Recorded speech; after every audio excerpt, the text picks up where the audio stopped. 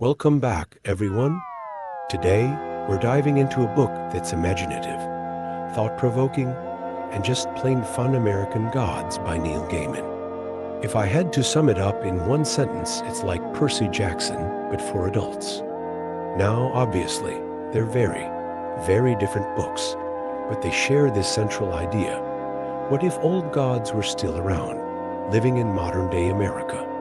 Here's the twist. Instead of focusing on Greek mythology, this book introduces gods from a huge range of cultures: Norse, Celtic, West African, Egyptian, Native American, Hindu, the list goes on. And honestly, if you're even a little into mythology, you're going to have so much fun spotting all these pantheons. What's even cooler? The book weaves in these fictional historical accounts of how these gods arrived in America through immigration, the transatlantic slave trade, colonization, and more. It's fascinating to see how belief systems traveled and transformed over time. But here's where things get really interesting. The gods are losing their power. Why? Because humans now worship technology, media, TikToks. Yep, I said it. The story sets up this incredible tension between the old gods, who are fading away, and these new gods, who represent our modern obsessions. You could say the message is about how we've traded our connection to nature, spirituality, and history for the shiny distractions of technology. It's not exactly a groundbreaking concept, but the way Gaiman brings it to life, it's so creative, so fun, and honestly, just brilliant. About the characters, at the center of it all is Shadow Moon, an ex-con who finds himself wrapped up in a war between the old gods and the new. He's hired as a bodyguard by Mr. Wednesday, a mysterious figure who claims to be one of the old gods and is determined to rally the others for a final stand. Their journey takes them across America, meeting all kinds of quirky, compelling, and sometimes terrifying figures along the way. Now that we've set the stage, let's dive into one of the most memorable and surreal moments in American Gods. Picture this. Shadow Moon, fresh out of prison, finds himself traveling with Mr. Wednesday to a place called the House on the Rock. It's not just any tourist attraction, it's a space where reality and myth collide, where the boundaries between the human and divine blur. In this scene, Shadow steps onto a carousel unlike anything you've ever imagined.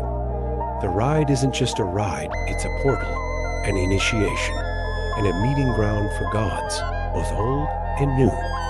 The air hums with tension as they prepare for the war brewing in the background. Let's hear a passage from this moment and take a closer look at how Neil Gaiman uses vivid imagery and subtle hints to pull us into this extraordinary world. They drove north, the Mississippi on their left, a wide silver stream beneath a gray sky. Shadow saw, perched on a leafless gray tree beside the road, a huge brown and white hawk, which stared down at them with mad eyes as they drove toward it, then took to the wing and rose in slow and powerful circles.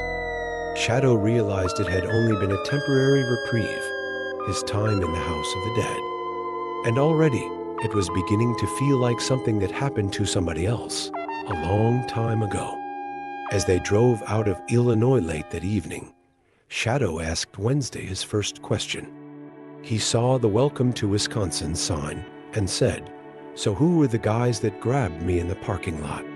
Mr. Wood and Mr. Stone? Who were they?" The lights of the car illuminated the winter landscape. Wednesday had announced that they were not to take freeways because he didn't know whose side the freeways were on, so Shadow was sticking to back roads. He didn't mind. He wasn't even sure that Wednesday was crazy. Wednesday grunted.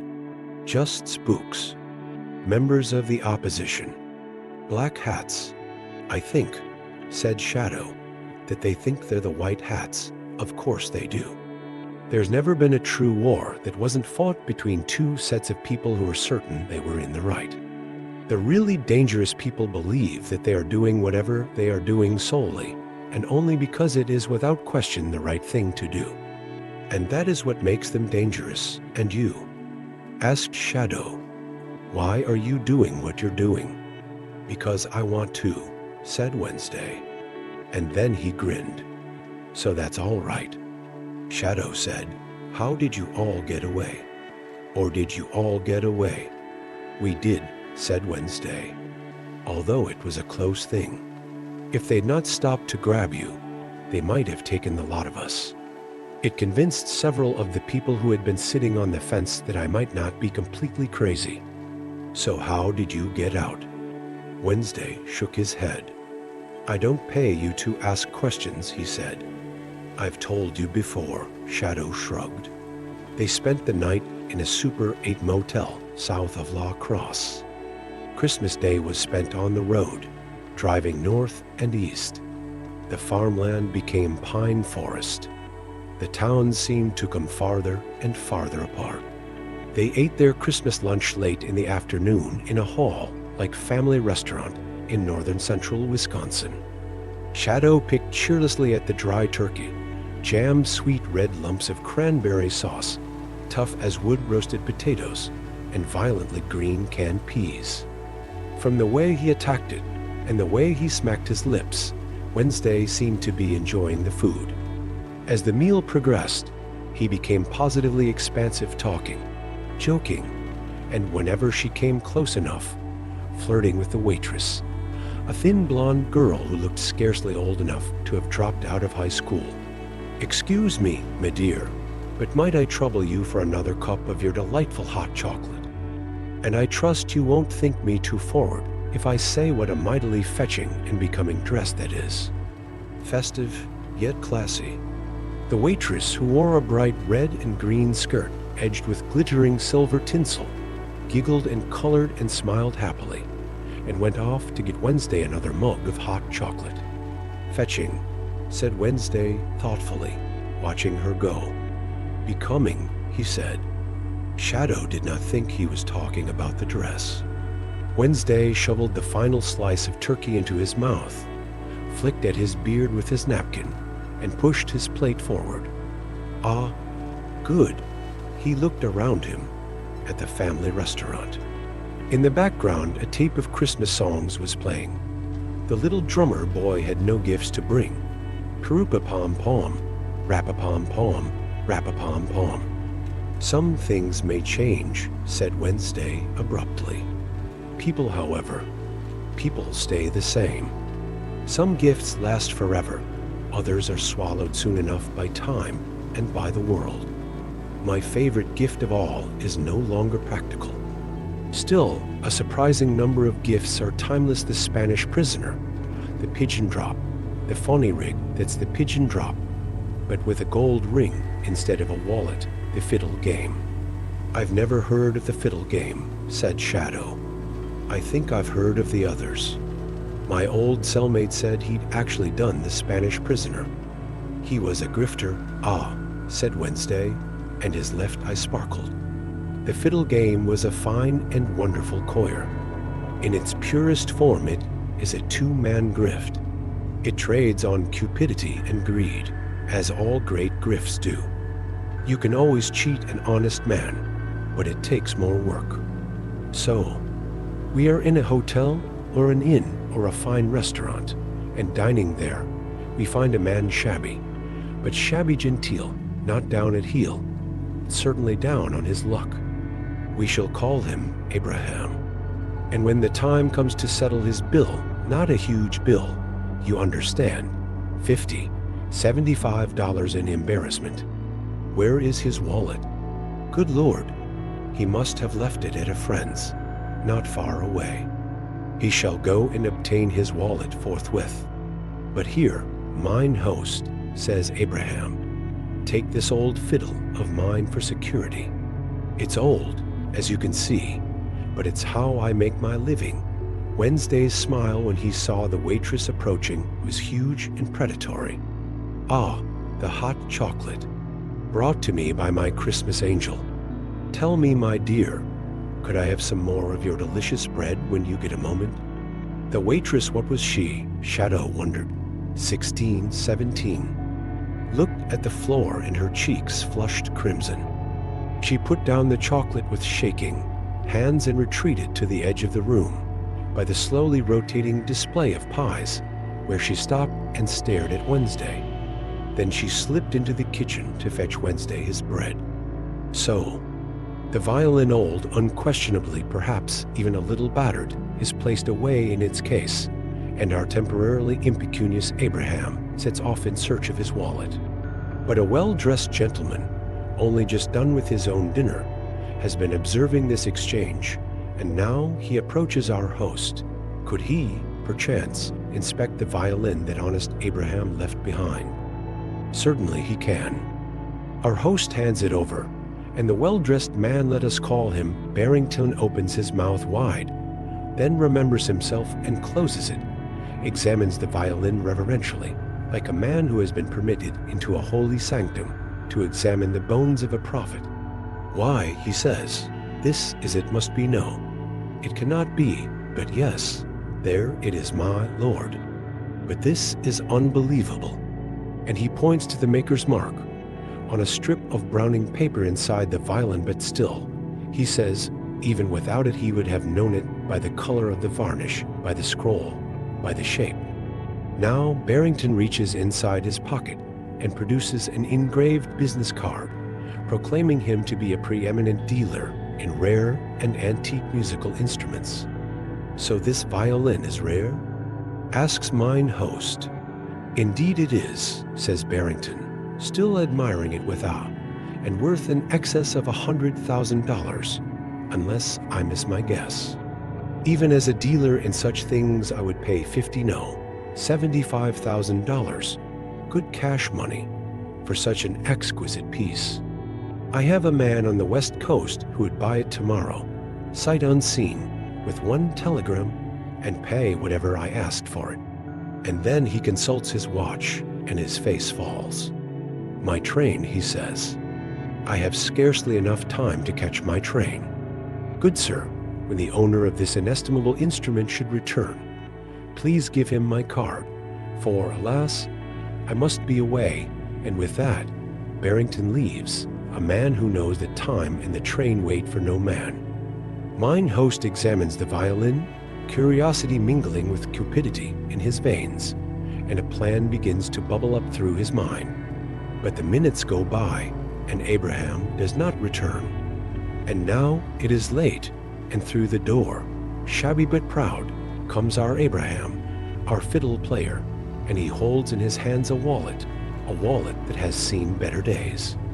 A wallet that has never contained more than $100 on its best day, and from it, he takes the money to pay for his meal or his stay, and he asks for the return of his violin. Mine host puts the fiddle in its case on the counter, and Abraham takes it like a mother cradling her child. Tell me, says the host with the engraved card of a man who will pay $50,000, good cash money, burning his inside breast pocket. How much is a violin like this worth? For my niece has a yearning on her to play the fiddle, and it's her birthday coming up in a week or so. Sell this fiddle. Says Abraham, I could never sell her. I've had her for 20 years, I have, fiddled in every state of the Union with her. And to tell the truth, she cost me all of $500 back when I bought her. Mine host keeps the smile from his face. $500? What if I were to offer you $1,000 for it? Here and now. The fiddle player looks delighted, then crestfallen, and he says, But lordy, I'm a fiddle player, sir. It's all I know how to do. This fiddle knows me, and she loves me, and my fingers know her so well, I could play an air upon her in the dark. Where will I find another that sounds so fine? $1,000 is good money, but this is my livelihood.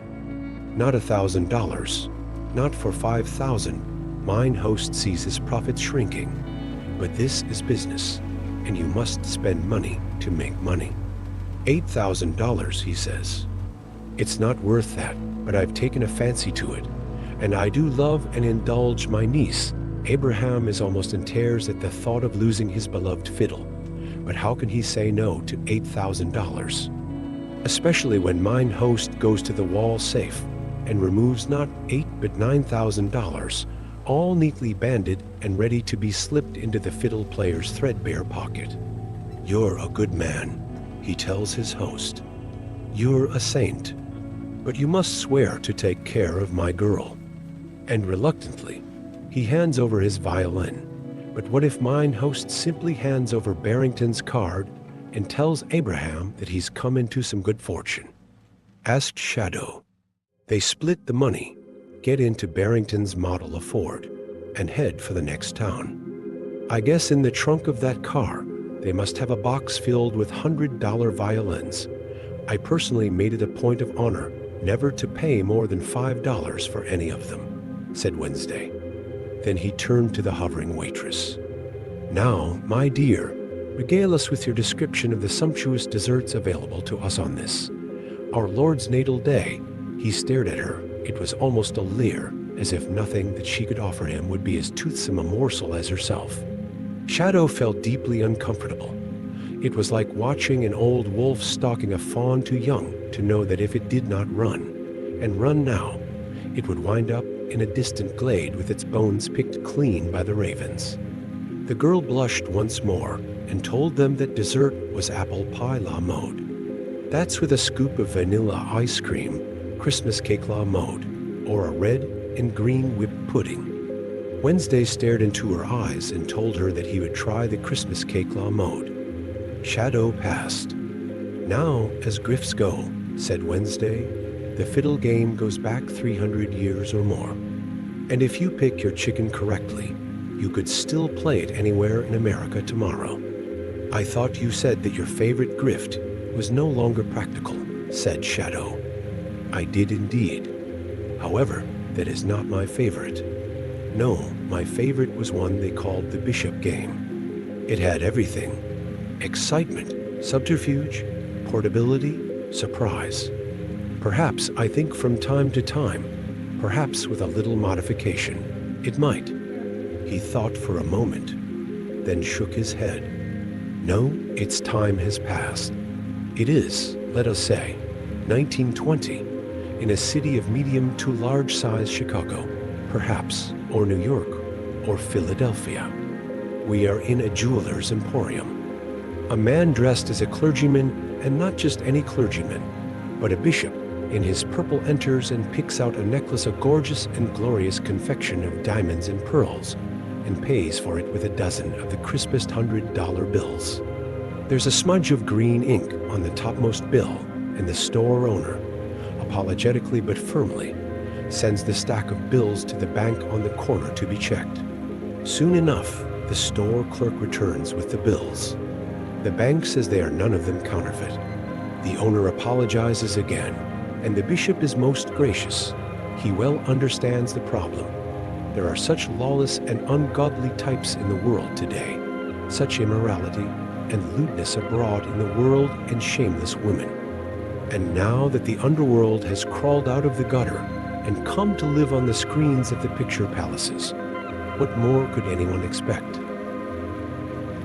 And the necklace is placed in its case, and the store owner does his best not to ponder why a bishop of the church would be purchasing a $1,200 diamond necklace, nor why he would be paying good cash money for it. The bishop bids him a hearty farewell and walks out on the street, only for a heavy hand to descend on his shoulder. "Why, Soapy, yes, Spalpeen, up to your old tricks, are you?" And a broad-beat cop with an honest Irish face walks the bishop back into the jewelry store. "Begging your pardon, but has this man just bought anything from you?" asks the cop. "Certainly not," says the bishop. "Tell him I have not." "Indeed he has," says the jeweler. "He bought a pearl and diamond necklace from and paid for it in cash as well. Would you have the bills available, sir?" asks the cop.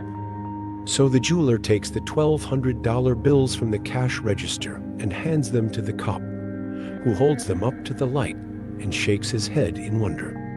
"Oh, Soapy, Soapy," he says, "these are the finest that you've made yet.